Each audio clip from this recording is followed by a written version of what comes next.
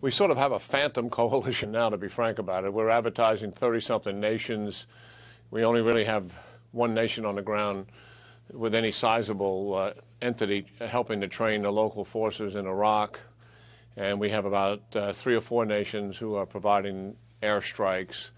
And in Syria, there's just a couple who are doing that.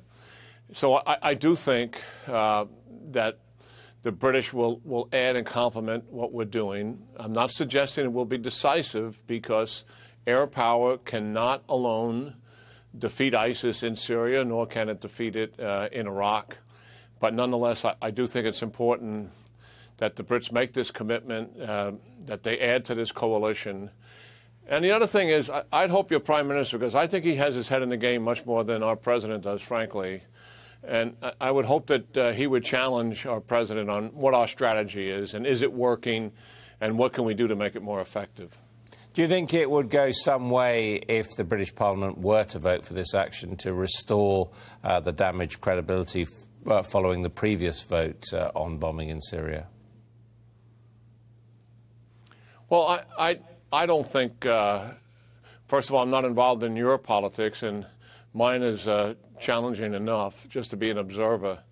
I don't think we in the United States have any issue with the vote in the British Parliament one way or the other. Obviously, there was no decision made to deal with a strike in Syria in any event. So it wasn't a case of the United States sort of going it alone. But I mean, what in front of us here is ISIS. They are expanding.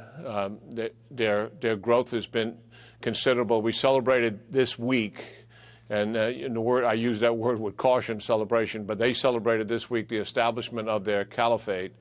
And in that 1 year's time, they've expanded in Syria. It's still their headquarters. It's still where they recruit and train 1,000 new recruits a month, I may add. It's what our intelligence services are reporting.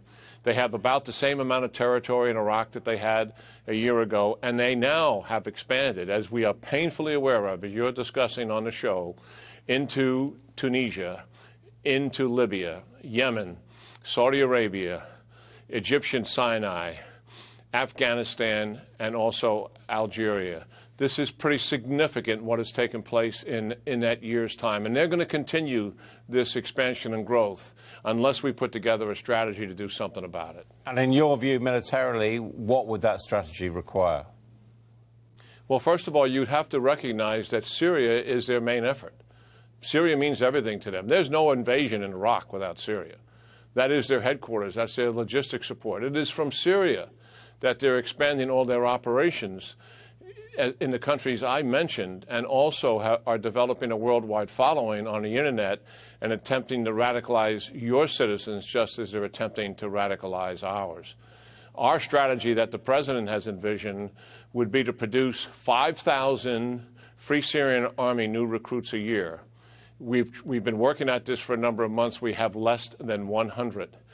And the reality is the Free Syrian Army is fighting Assad, not ISIS in any event.